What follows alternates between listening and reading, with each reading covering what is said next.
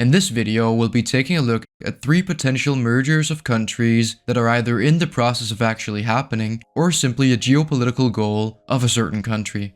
I will also be covering the geopolitical implications of these mergers, including topics such as who their allies might be, what their spheres of influence could look like, and what role they may play in the world.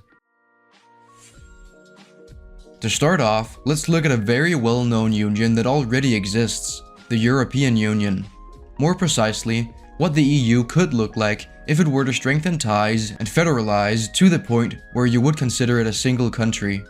Currently, the EU borders look like this, but in a more optimistic near-future scenario where it federalizes, I do think the EU could expand to look something like this, perhaps with some members being more integrated into the Union than others. I imagine if the EU fully federalizes, it would have some full federal members, as well as a series of still independent countries under the European Free Trade Association, making them practically speaking a part of the same market, with borders also being open, but without participating in the European Parliament, and only being beholden to some EU laws, not the European Parliament in general. Some full EU members may also have more autonomy than others. The population of the current EU is roughly 447 million, making it third in the world. Meanwhile, a potential future more expanded European Union would have a population of 478 million in today's numbers. When it comes to the economy, Europe would be the second largest in the world, with a GDP of just over 17.1 trillion, surpassing China but still behind the US. The more expanded Europe would still be in second at around 18 trillion. With basic stats covered, let's move on to what its geopolitical role in the world might be. A federalized European Union, having one of the largest economies and militaries in the world, would be a force to be reckoned with on a global scale, similar in power to the United States and China. It would likely have a large sphere of influence, including to some extent the UK, while the UK may develop some closer relationship with the Kansas countries and the United States. There is no getting around Britain being an island completely surrounded by the much larger European Union, so no matter what, they would always be in the European sphere of influence to some extent, and probably work with the European Union in many areas. One example could be ESA, or the European Space Agency, which the UK is still a part of. I also think Europe would remain an American ally, as their geopolitical goals mostly align with one another, and they have similar forms of government and ideological values. One role I do think a federalized Europe would play is being a bit of a balancing power in the world. The United States would no longer solely decide the Western world's foreign policy, so if some war or conflict the US wants to participate in doesn't serve European interests, the US may be somewhat deterred from meddling in these third world countries, and the EU would have the political capital to actually step in whenever the US breaks international law. Of course, that doesn't mean Europe would be some perfect peace-loving superpower. They would more than likely still protect their own geopolitical interests, and with Europe being very reliant on Middle Eastern oil, they would want to keep the peace there. So Europe would certainly focus on gaining influence and allies in the Middle East. In Africa, Europe would also have a large sphere of influence. France already has a pretty vast sphere of influence, mainly in West Africa. On top of that, there is the Euro-Mediterranean Partnership, and in Europe, the Eastern Partnership, initiatives which could develop into an extension of the European sphere of influence, outside of the Federation itself. The next potential union between countries I'll take a look at is between mainland China and Taiwan. Taiwan is a bit of a complicated issue, and the island coming under mainland rule is probably not the most likely thing in the world. But if it were to happen, it would have to be the result of a major war in Asia.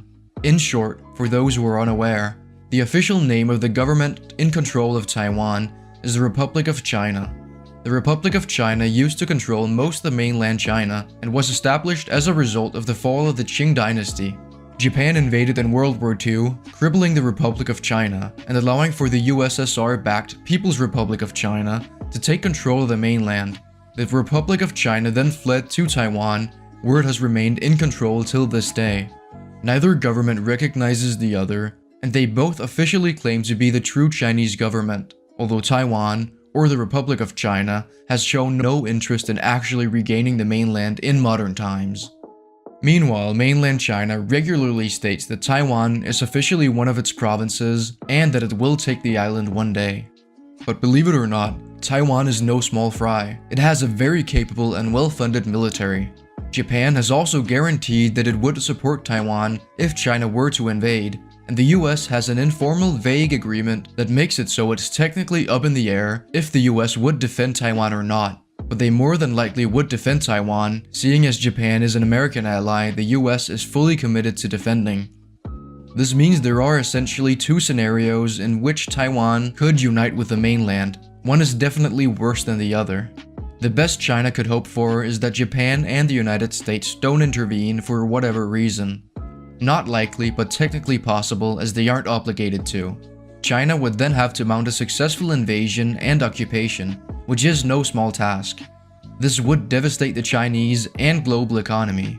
China would have to focus a vast amount of resources on their invasion and occupation, which is quite literally comparable to the invasion of Normandy in its difficulty, due to the geography and how well defended Taiwan is. Taiwan is also the largest semiconductor producer in the world, so an invasion would make the current chip shortage in the world so much worse. China probably could win the war, but it would be very costly. The other scenario is the more likely one, and that's where Japan and the US intervene. Everything I just mentioned would happen, except it would be much worse as the world's three largest economies duke it out. Of course, I don't know who would win. We haven't seen a major war between great powers since the Second World War. It would probably look nothing like the smaller wars we've seen in the 21st century, and nothing like the world wars either. The US has the advantages of having more international partners and allies, much more military experience, a significantly larger fleet, and just more military funding in general. China has the advantage of the war being right on their doorstep and having larger manpower reserves.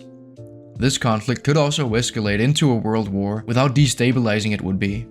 No matter the scenario, if China manages to take Taiwan, both will be left off much worse following the war, which is why China would only initiate such a conflict if it faced a major crisis at home, making the CCP desperately attempt to divert attention through some propagandized ideological mission to take Taiwan in order to stay in power and keep their legitimacy.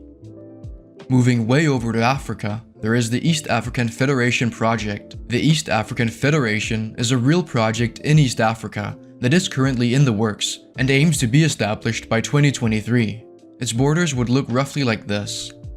The East African Federation, if it were to unite today, would have a population of just under 184 million, making it the 8th most populous country in the world and 2nd most populous in Africa behind Nigeria. Meanwhile, its total GDP would be 221 billion. This makes it 50th in the world and 4th in Africa. When it comes to the East African Federation's role in the world, it wouldn't quite be a world power, at least anytime soon, but it would be one of the major powers in Africa. It would most likely also form a larger sphere of influence, including the Kenyan ally of Ethiopia and several other countries. East Africa, along with Southern Africa, also have quite a close relationship with China, mainly due to China having invested a lot of money in the region and the countries being somewhat beholden to Chinese interests, mainly thanks to debt trapping, a strategy widely used among great powers. East Africa and Southern Africa could potentially make up a larger Chinese-aligned bloc that would be competing with the European-supported North and West African regions.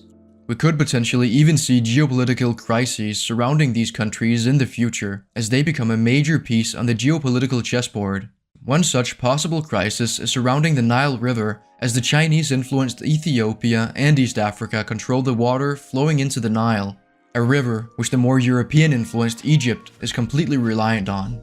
If some sort of Kanzig union is formed, I imagine you would also see Kanzig competing with China over influence in Africa, particularly in Southern Africa. Although this is just one possibility. Keep in mind that this is pure speculation. A sudden resurgence in African nationalism could completely flip that speculative prediction on its head. Well, that's all for now. Consider leaving a like if you enjoyed the video, and if you want to see more content like this in the future, don't forget to subscribe and hit the bell button.